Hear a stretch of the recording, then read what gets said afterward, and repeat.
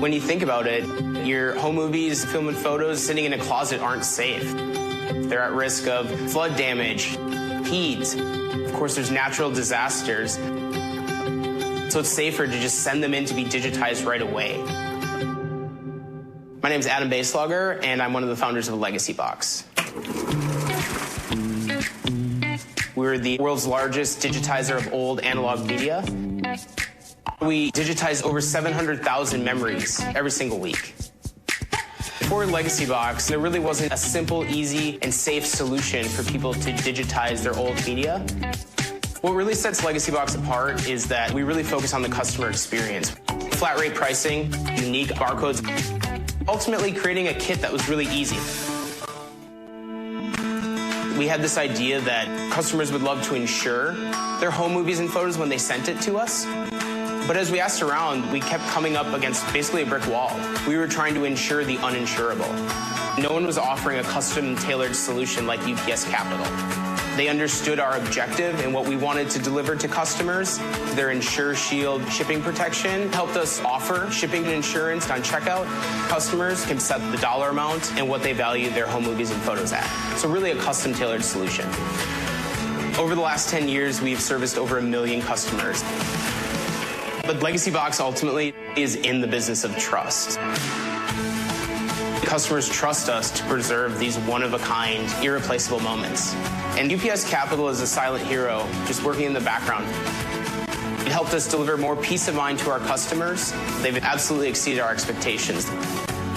Insure Shield shipping insurance from UPS Capital has brought us to the brighter side of shipping.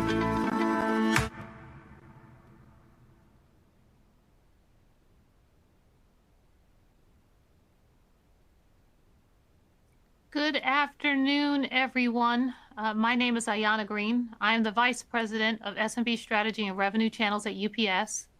And for those of you that aren't familiar, SMB stands for Small and Medium-Sized Businesses.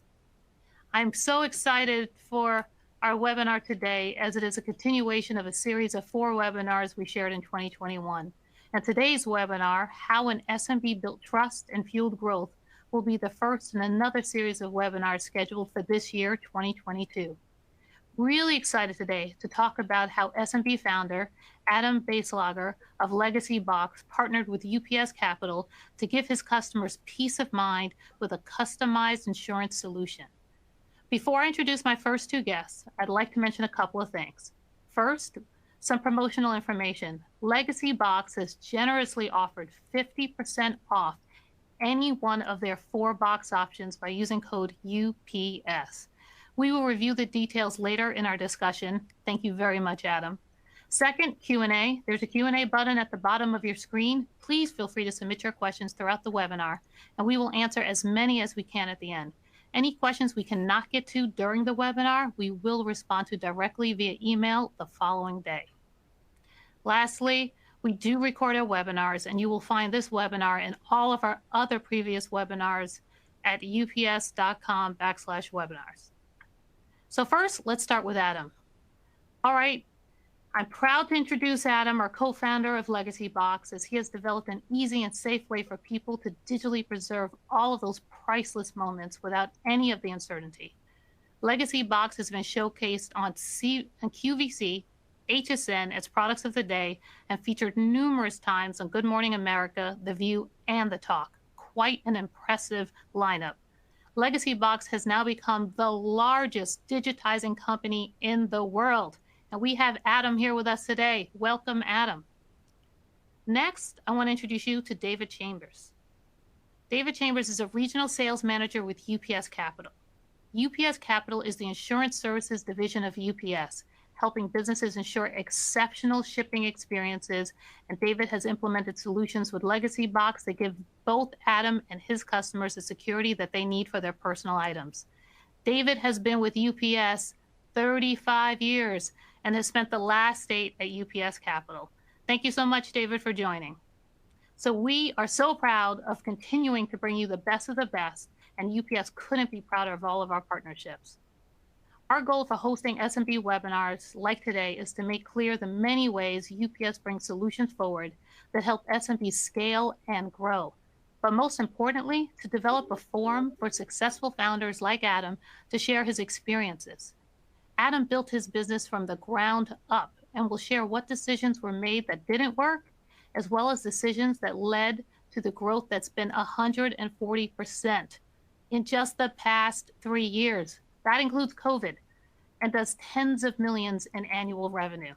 Adam, I hope you're proud. We're so proud to call you a customer. So let's start. Adam, I know our audience will want to hear how you have grown from a team of 2 working in a renovated garage to the largest and most trusted digitizing company in the world, preserving more than 700,000 items a week. I also know you chose to bootstrap all along your journey. So please share how you got started, why you've chosen to bootstrap your business, and if any of those decisions you made early on, we'd love to hear about how you made those as well. Thanks, Jan. It's great to be here. I really appreciate it. Yeah, I mean, we started Legacybox, myself and Nick, my co-founder, literally in a garage in college. We started with a small website and advertised online. I think this was back in probably 2007, 2008. And you mentioned that we made the choice to bootstrap, and I think, to be frank, I don't think we knew we had any other option at that time, right? We were 2 college kids, like, in a garage. I mean, it just seemed the farthest thing from our mind to, like, march down to a bank and be like, can I have $5,000-$10,000? That seemed, just, it wasn't even on the table. And so at other points, obviously, there were choices that we made. We can get into that. But in those early days, it was just Nick and I, and it was about meeting customer needs. And so I think we were extremely hands-on. So I had a little background in video and kind of just had this this idea that there was this massive need out there, right? My parents had cataloged all of the soccer games and my sister's dance recitals. And I mean, there were like 40 or 60 videotapes that were just locked away in the closet.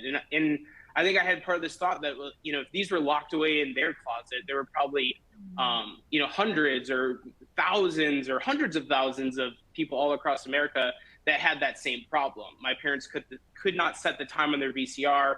There's no way they could figure out how to digitize. In that day, it was to DVDs. And so really, it was the classic, like, problem solution. Like, the problem was that these items were recorded on magnetic material, media. They were going to age, and it was obvious that they would need to be digitized at that time. And so that's really how we got started, was just saying, here's a need, and how do we go find customers? And one of the first ways we did that was through Google AdWords. Oddly enough, I got a pre-invite to Google AdWords with a $200 credit. As a college student, that's a lot of money. And so, it took us several weeks, but we basically built a website and spent that $200 credit and got $300 or $400 in sales. And so we were kind of off to the races. And we just built the business by continually selling to customers and then reinvesting that profit into building our business. Great. And Adam, I know from talking with you that you personally answered the first 10,000 calls from customers.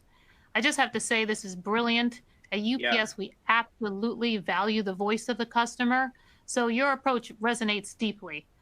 Tell us about your experiences, and did it change how you developed your product offerings over time? Yeah, absolutely. I mean, it was the last thing that we handed off, right? Like, we created systems where we could hire multiple people to help us digitize. So we're like, at one point we kind of joked, we're like, well, we don't really love, putting all these videotapes in VCRs, and we worked on the software and kind of got that all figured out, but customer service was near and dear to us. And I think for the 2 of us, me and my co-founder, part of it was just by talking to a customer, we always knew we could make the sale, right? Because ultimately, Legacybox, we wouldn't have known it then, and we wouldn't have used these words, but like today, we'd say, like, Legacybox is in the business of trust. It's a mail-in service. People gather their old videotapes, film reels, photos. They put it inside the Legacybox kit and then mail it to us to be digitized. And by speaking to those first 10,000 customers, we could recognize every pain point. We knew when people were hesitant about mailing their box in. We knew if they were confused about our product offerings. I always tell this story that for the longest time we were selling DVD duplicates. Again, this was 10 years ago when DVDs were, really popular. Obviously, they're not anymore. But we're like, I just don't understand why we're not selling more of these DVD duplicates. And finally, we just had this breakthrough when one customer was like, well, I don't want those. I just want extra copies. And it was like one of those light bulb moments. And we probably had 50 of those light bulb moments where it's like we were using an industry term when customers really just wanted an extra copy of their DVDs. So we updated the website copy to say extra copies, and suddenly sales increased. It was probably 8x on that particular product just by using the right words. And so those were some of our early learnings that we've tried to bake into our company culture as we go. Like, we speak the language of customers. You know, if customers tell us they want to convert their video to a CD, we say, yes, we can do that, even though it's technically going to a DVD, and we can clarify that down the road. But we just want to make it simple and easy for customers. And I think that's what gave us a great foundation, so that when we were at an opportunity to scale, we really could take off, because we had solved all of those sort of pain points by actually experiencing them with customers on the phone. You know, that's such a great example. And I will tell you, Adam, it's no different than a large, Fortune 50 company here at UPS. We do the same thing. We're always trying to figure out pain points and how we can address them, which actually leads me to David. Please talk about your initial meetings with Adam and how you developed a customized solution to give him and his customers the security that they want for the shipment of their personal items. Yeah, thanks, and Adam, good to see you again. I was approached by Adam's UPS account manager, came to me and said, my customer has this idea about insuring the memories. And he had to walk me through that process of me understanding the memories piece of the digitization. And I was not there at the beginning of him explaining it to me, because typically in our business on the insurance side, we want to insure tangible things, right? Whether it be cell phones or goods. And we were talking about actually insuring something that didn't have a tangible value to it, because the VHS tapes did not have, quote unquote, a tangible value to them. And then I talked to Adam, and he explained it to me, and he shared the vision of what he was wanting to address, which was the customer experience. And then I got it at that point of this wasn't as much about the traditional insuring something with tangible value. It was about giving a customer experience that if that did go wrong, that situation where a person sends their memories of their grandparents to Legacybox and they happen to get lost, then they can give them the very best customer experience possible from that stressful situation. And once he explained it to me, I got it. And then I had to go to underwriting, which kind of reacted the same way to me, the same way I reacted to the UPS account manager at first was, I don't know about this. But then we understood what he was wanting to accomplish, and we were able to put together a structure that fit what Adam and Legacybox wanted to do, which was offer that customer experience. So that's a little bit of the backstory of how we came about that. Yeah, David, just expanding a bit more, I'm sure everyone would like to better understand the mission and purpose of UPS Capital and the solutions that you offer. Tell the audience a bit more about UPS Capital. Sure.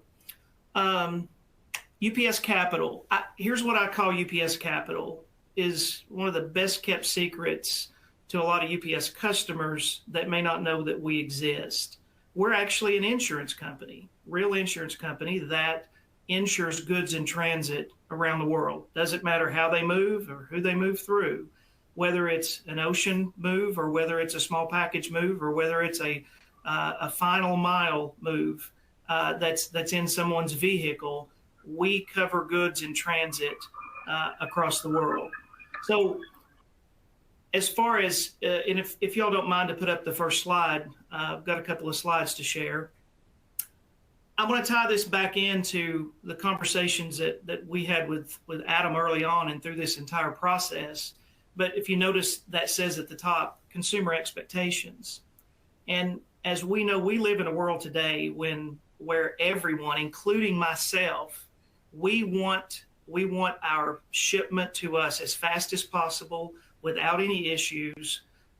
with no kind of problems whatsoever. And if something goes wrong, we've got the power now to leave a review. And that is a very powerful voice that consumers have today that they didn't have maybe in 2008, even when Adam and Nick started the business, but it exists today. So if you look at those 5 areas down there where consumers, they don't go back to using a retailer again if some of those issues down there happen. And that goes back to the reason why, and I've got to give credit to Adam because he was the one that had this vision, he and Nick did, was how can we give our customers the best possible experience possible to address whether it's a loss package or a damage package or even a return, because that return has to come back and it may have that same value to it. So this all circled around that customer experience that he wanted to address. Now, back to UPS Capital for a second, if you don't mind to go to the next slide. I mentioned that we are an insurance company. And there's 3 points right there to the right that I wanted to touch on for just a second.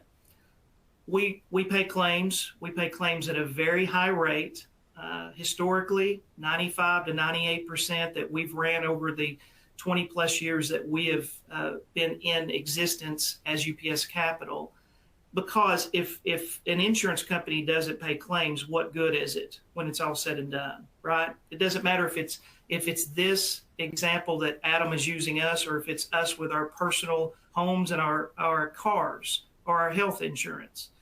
What good is an insurance company? And we take pride in that because that's part of that customer experience. If you look at the second bullet point, is we have built a system, a platform, an online claims portal to where we make it easy. It's not faxing in pieces of paper anymore, right? To settle a claim, and it take 3 to 6 months to settle a claim. We try to settle our claims in less than 10 days on an average, and sometimes we can settle them that same day. We've got everything that we need because, again, it's part of the customer experience, but it's also taking care of that small or medium business that has cash flow, and having a loss can affect that cash flow. And then the last point is, you notice it says insure on your own terms. And then I'll take this back to what Adam and I worked out early on in this process was, do we insure every shipment? Do we give the customer the opportunity to make the choice? And Adam, if I remember correctly, you all did some testing over that time and kind of settled on, let's give the customer the choice. And it worked because, again, the customers are making the decision of whether they want to have that extra coverage to take care of if something happens. And doesn't matter, again, I mentioned earlier, whether it's an ocean shipment, whether it's an air freight shipment, a full truckload of something, we cover it and we work with the policyholders on where they want to be in buying their risk coverage. I hope that answers the question. No, that's a great answer. And David, what I love hearing is that Adam came with a proposition that was non-traditional, and we took the time to really figure out how do we make this work for our customer, which is great because I know we're a large and long established company, but it's great to hear that agility, something that we do value, we put into action to serve our customer and Adam. And then I'm also hearing Adam had the ability to test and learn working with UPS Capital so that he could kind of figure out the best go-to-market strategy, leveraging insurance to give everyone peace of mind. So that's great to hear. Love that. Adam, just getting back to you, you mentioned and you talked previously that there was a time when you decided you no longer wanted to be a local company, so you began looking for mentors to help you market your company. Tell us why and when you decided it was time to expand, and also about the journey and how you were able to find a mentor and what guidance that mentor provided.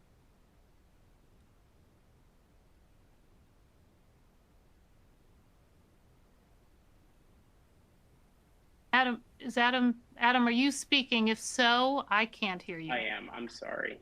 Okay, there you go. Can you hear me now? Great. Yes. So there were some fire engines that rolled past, and I muted and then stayed on mute. So it always happens. I know. We live in a Zoom world. Being good, and Mute, then I unmute. fumbled, so. Don't worry.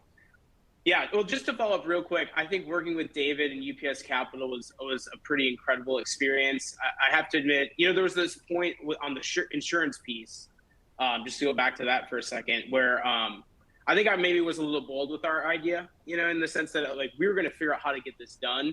And I was like, well, I should go back to UPS and like give them one more chance, right? Like they insure packages, like maybe I should just start where I'd left off, a few years ago. And when I met David, I think I was initially skeptical just because it did feel like a big ask. We were truly trying to insure something that didn't have value. And that process was, it was surprisingly quick. It was easy. We went, we kind of crossed each one of those hurdles together. And it really came together with an amazing product that I think we're both really proud of. So I just, big kudos to David and especially UPS Capital for being flexible and working to create a really cool custom bundle for our customers. That's really amazing. Going back to your question, when we started the company, I think it was tempting to like open up a local storefront, just like so many places across America, and be like, you can just walk in and hand us your videotapes.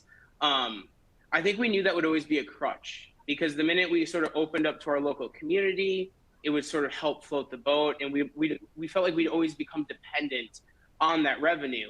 And I think our aspirations at that time were a lot higher. At that time, again, we couldn't have verbalized it, but I think we had a hunch that there was this large need that we could become a national company, something like a legal Zoom for video transfers, right? And that's what we wanted to actualize. And I think one of the early barriers that we ran into is we're like, we don't want to go and chart that path ourselves or alone, right? Like there's no point to reinvent the wheel. And so we reached out to our local community and tried to meet with anyone and everyone that was doing something in business. And we'd meet with them. And I think in the back of our minds, we're looking for a mentor. We're looking for somebody to give us advice. And they were all really great business people, but it just didn't fit the model or what we were doing. We were like selling online. This person did B2B sales, or this person was really good at logistics, but we're like, well, no, we're selling video transfers and we have a website. And so we really searched for a while for a mentor in a very informal capacity, where we were just trying to meet anyone that we could. And finally, we were like, we've got to expand our search.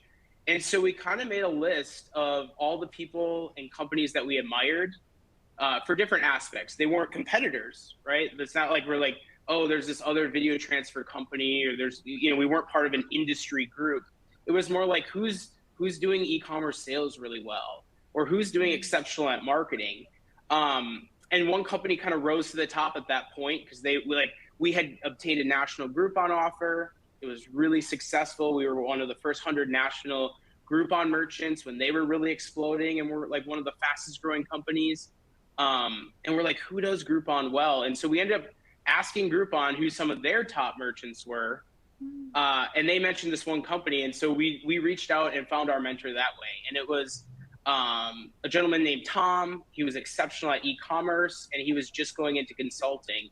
And so the timing was just perfect. And he came in and really transformed how we thought about the company, how we positioned ourselves in the market. It was part of our growth to really become national, was just to understand that we were both a digitizer of old home movies, but also a marketing company.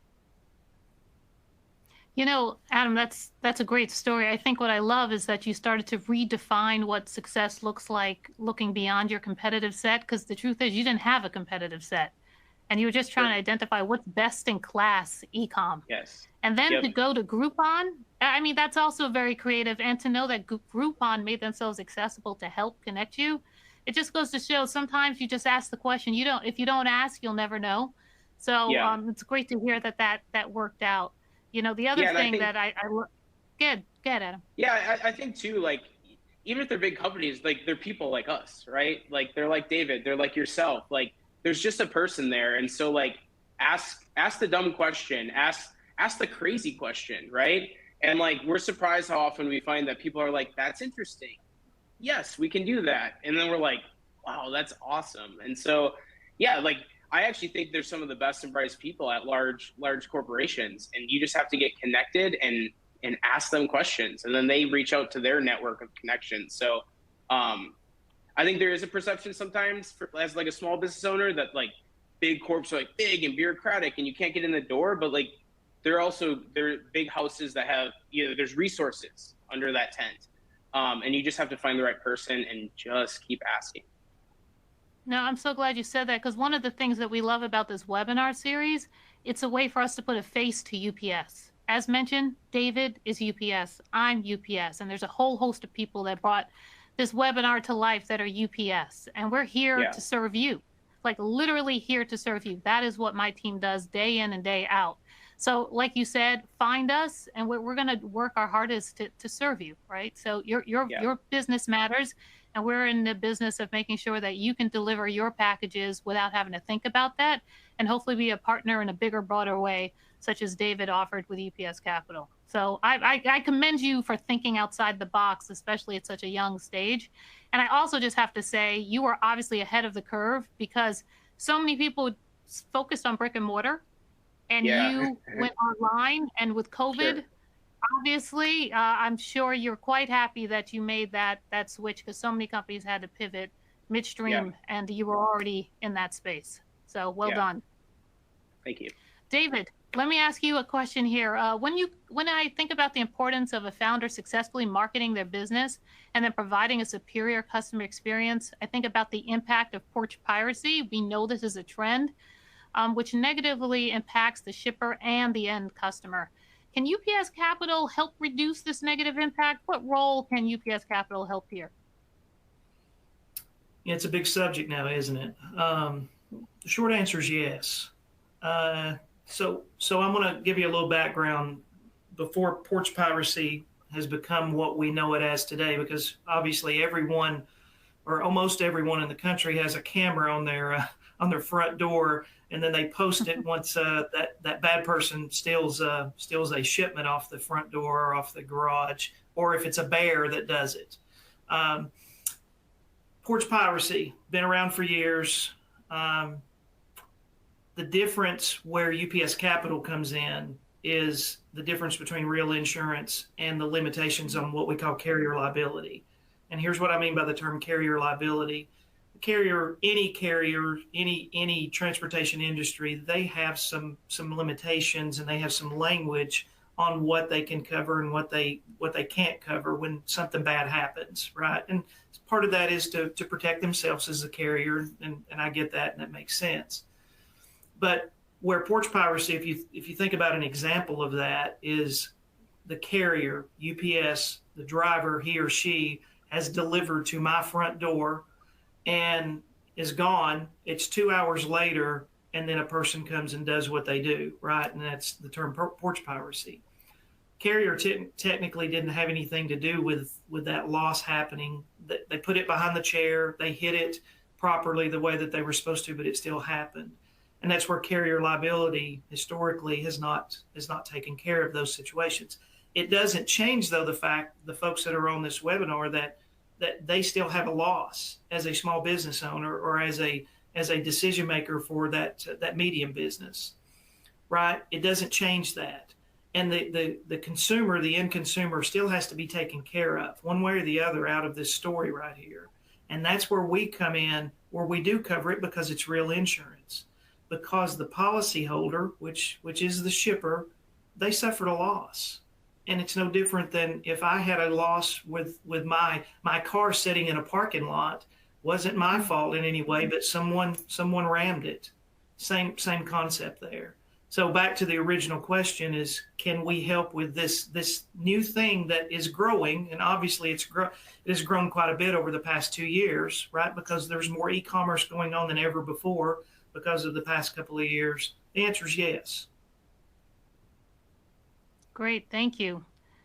And Adam, speaking about obviously you partnering with UPS Capital, CX continues to be a main driver for you, and you speak highly of what you've done to invest in that, and you've learned a lot dealing directly with your customers. Now that you've scaled, how do you stay close to your customers? How do you keep your ear to the pulse of what your customers are asking for and make sure you meet that need? Yeah, it's definitely different than in the early days, right? Like I'm not on, 10,000 phone calls. I'm probably not on 10 phone calls anymore, unfortunately or fortunately. But I mean, there's a lot of tools. Obviously, we have a great team. There's weekly meetings with our customer service team where things bubble up. I think, I scroll reviews. I think people give great insights in reviews. And as a founder, that's just something you have to engage with, whether it's, you get the amazing emotional stories of someone, hearing their grandmother's voice again that they haven't heard in 20 years because it was, stuck on an old tape. And it just gives you chills.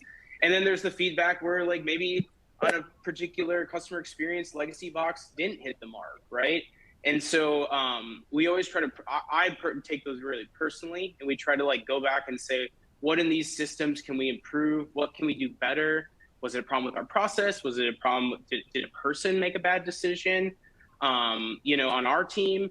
Or is it something like perception where we didn't have alignment with the customer from day one? And so we're always trying to optimize and make changes.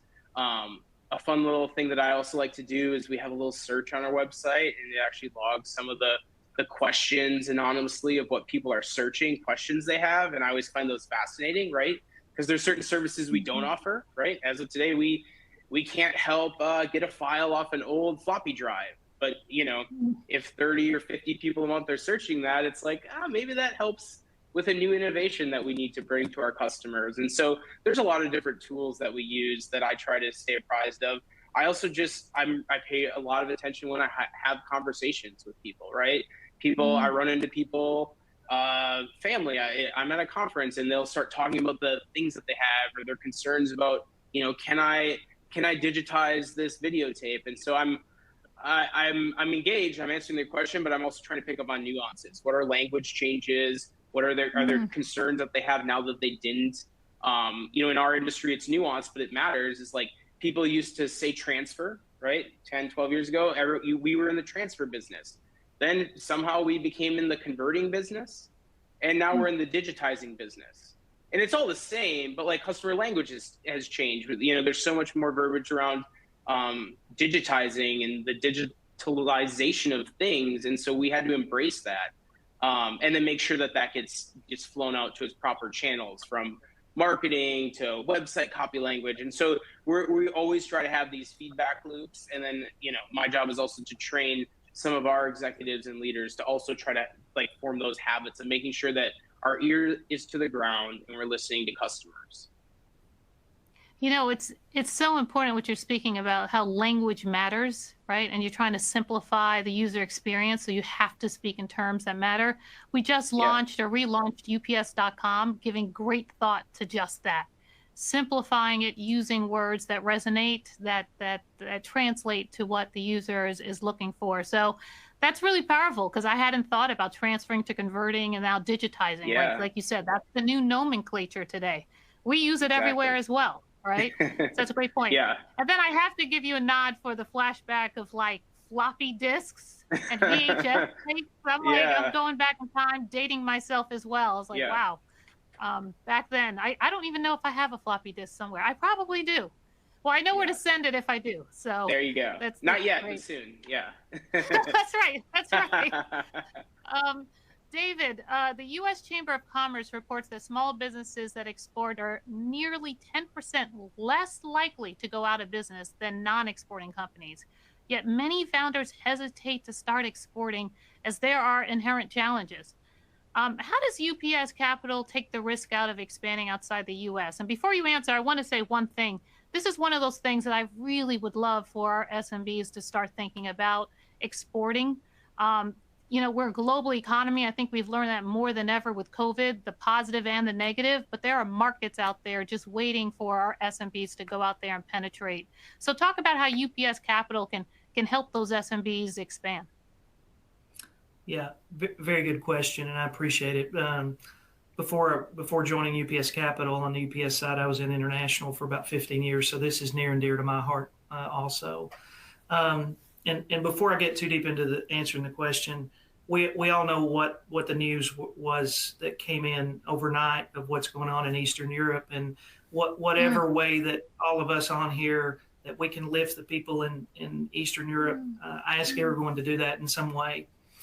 and that's part of my example. I'm going to use an example of how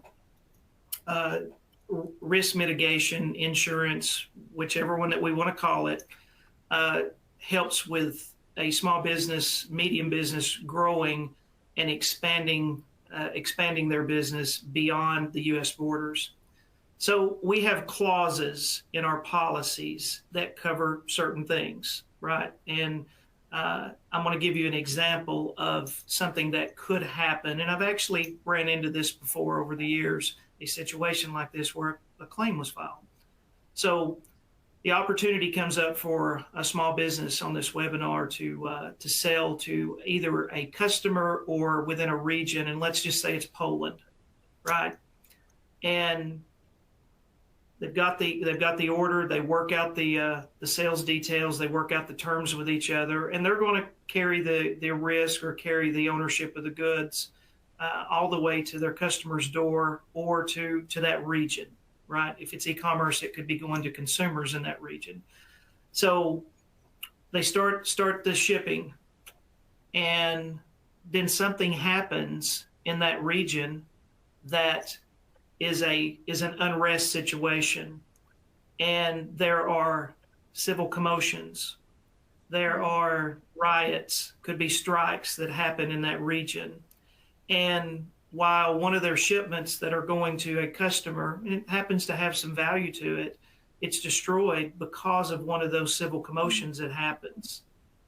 Well, I mentioned this earlier about liability with the carriers, and this could be through an air freight company, or it could be through the ocean freight liner company, or through a freight forwarder. They're limited on that, where that doesn't cover a civil commotion because it wasn't anything that the carrier did in that case. Well, that smaller medium businesses, they're out because that was something out of the scope of what the coverage was. My point about it is our policies, and it's real insurance versus the limitations of carrier liability. There's a difference there. Our policy would cover that scenario that happened because that small and medium business here in the United States, they suffered a financial loss from that.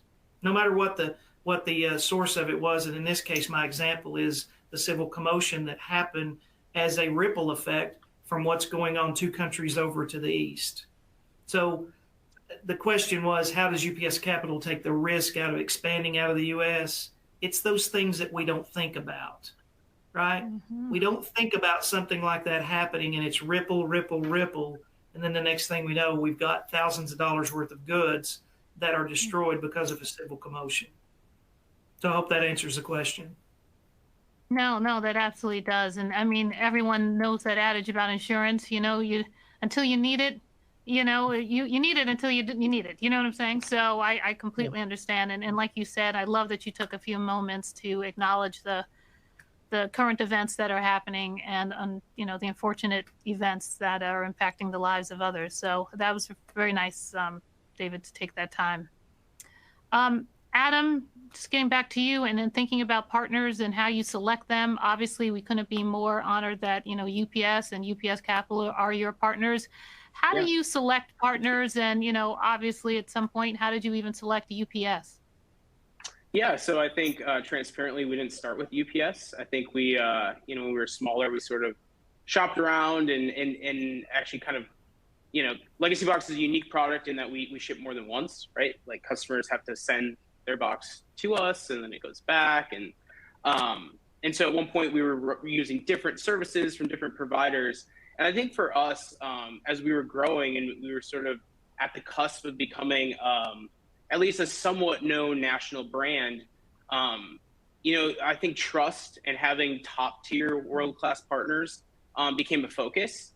And so as part of our choice, we actually sort of dove into the data.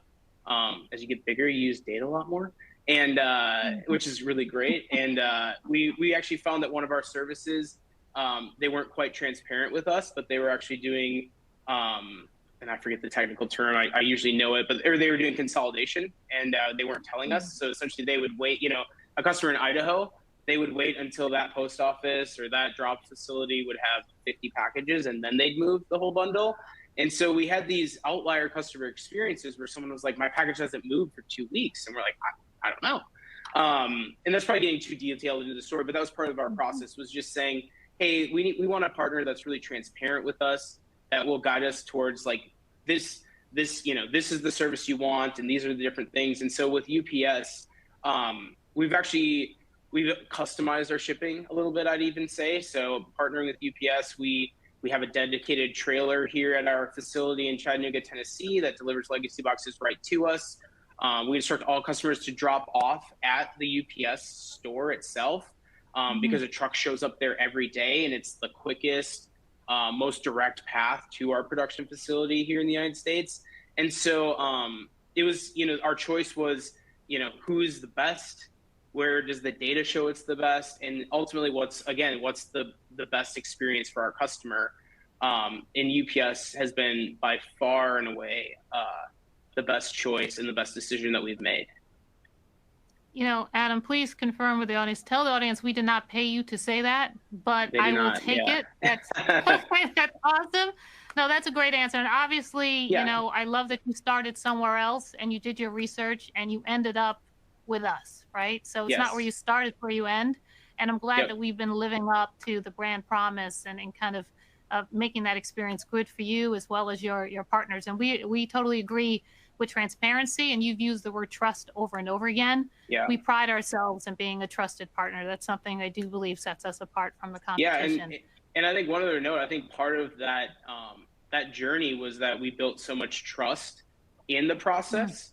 Like all of a sudden packages weren't being delayed through the systems, and we were looking at the data. We knew when a customer would ship it. We knew when it was arriving on our dock.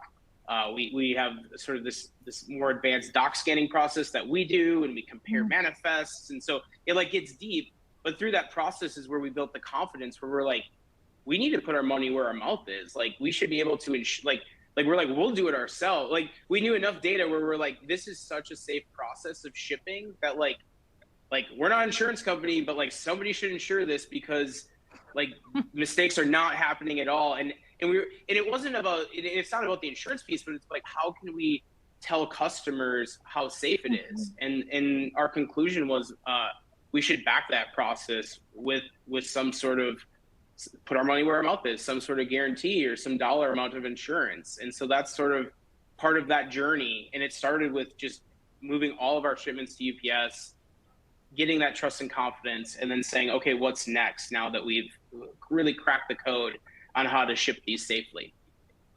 Oh, that's a great story. And, I know we're nearing the end, and I know we want to get to some Q&A, but I'd be remiss, Adam, if I didn't give you an opportunity to talk about how you're giving back to your community. Will you talk a little bit about Legacybox Academy? Yeah, absolutely. So we partner with our local school district, and we've identified, or the school identifies students that are at risk of not graduating high school. Some may just be burnt out by a traditional school setting. Some may have behavioral issues. There's just a host of issues of why someone is at risk of not graduating.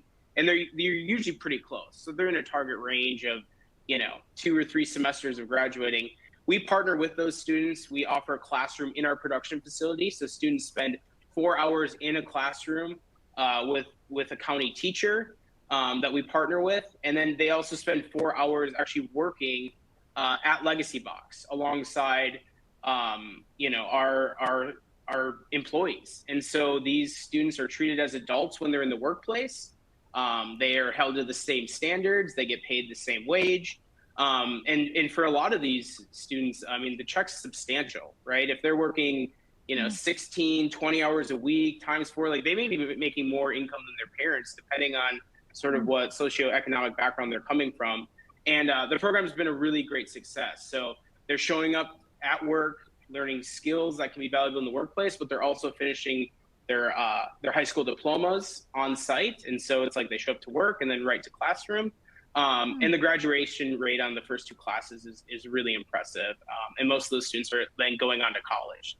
So it's not like it's a recruitment tool for us. It's really just a way that we can give back and partner to our local community where our production facility is at.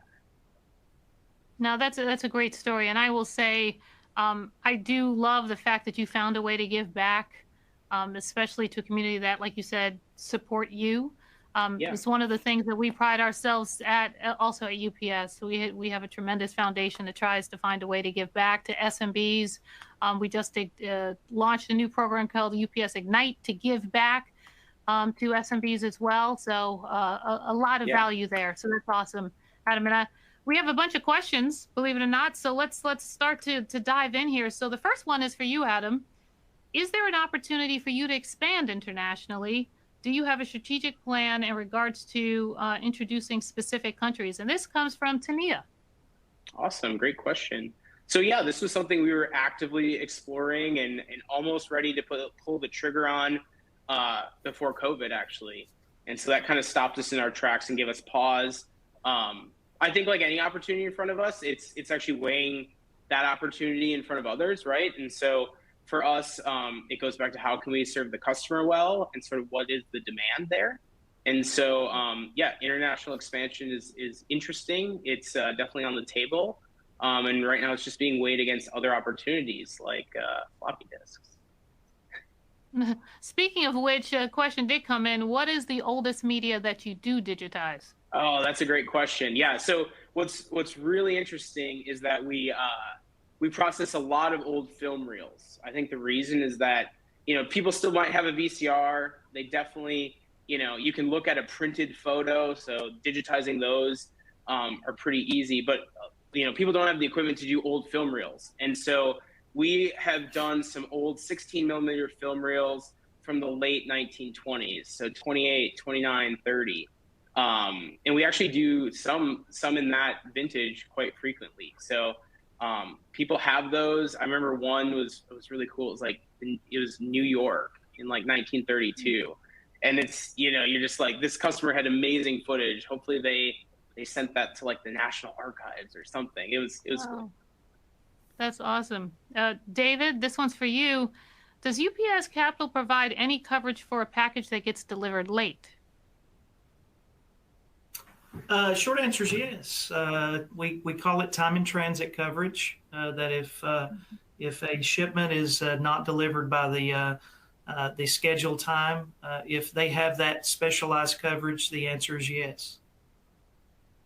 Awesome, thank you. And then another question we have is Adam. Just in general, what advice would you give a startup that's starting now?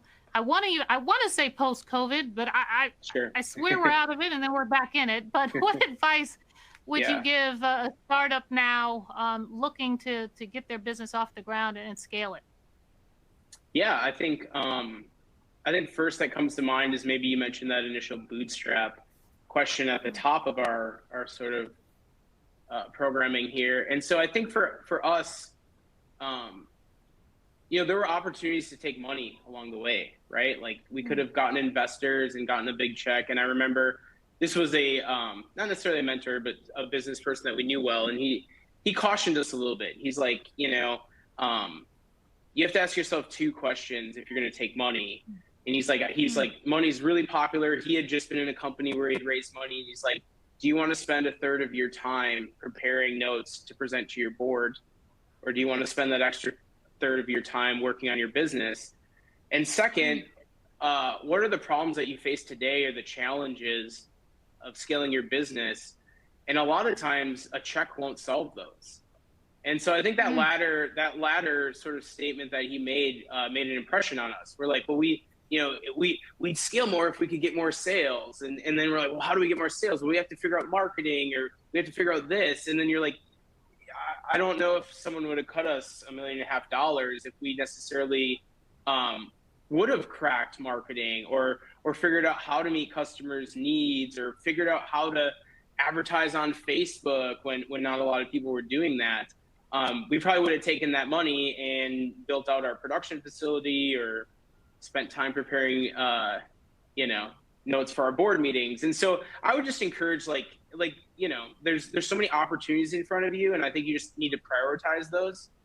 Nick and I did an exercise for many years when we were really small, and it was just, okay, this week, what are the 3 things that I could do to really move my business forward? And a lot of times those might just be a phone call or sending that one email, there's one simple step. And usually we'd knock out our 3 most important things by Monday afternoon. So I think just try to figure out what are those things that you can do to move your business forward, that's in your control. The other thing to mention, Adam, is it's funny, even though obviously you're a smaller company than UPS, but it's the same problems or challenges we have to manage over here. How do you prioritize with limited resources to drive the most meaningful change? And so oftentimes we ask the same cascading questions. What's the so what, the so what, the so what, to kind of get to like what is really going to make a difference, so long as you have a clear vision of what you're driving towards. So that's a great one. Another question is, and I don't know, this might be a combination, maybe more for you, David. How do you determine the intangible value of shipping protection of a legacy box? You decide. Adam, do you want to take that? Adam, do you want to take that, or do you want to take it? You can take. You decide it. Yeah. No, go ahead. Yeah, I'm going to go back to when we set this up. Was Adam kind of made it? He made that decision. Was what was the value that was that sweet spot per se in the story to offer, and to answer the question, it's a variable answer depending on what the I guess the value of the memories, they're priceless to the owner, right? The value is infinite.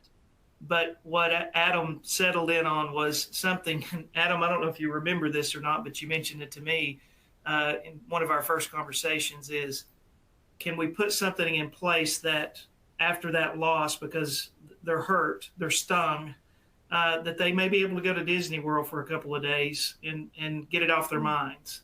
And we settled on a number. Adam, you want to share the number? I think for our largest kid, it's around $1,000. So I don't, with inflation, I'm not sure that covers Disney World these days. But it was a significant enough value that we were putting our money where we were backing it to a degree. But it also wasn't like you're going to make a profit if you're there were bumpers, but I think $1,000 felt like the right number, and I think customers have responded really well to that. So, I think it was a little more art than science on pricing it, but I think I do recall the Disney conversation. Yes, something where they can make a new memory. Yeah. The truth is, you're testing it out real time, right? Because it's what people pay for, right? Correct. So you find if people aren't choosing the service, then there's something askew. You go back, recalibrate, and it sounds like there is great traction. So it sounds like you came up with the right calculation. Yeah, exactly. Another question for you, Adam. How do you get customers to provide reviews online? Do you work with a company that helps you drive this type of activity? I don't know the specifics today, but I think the simplest answer is you ask.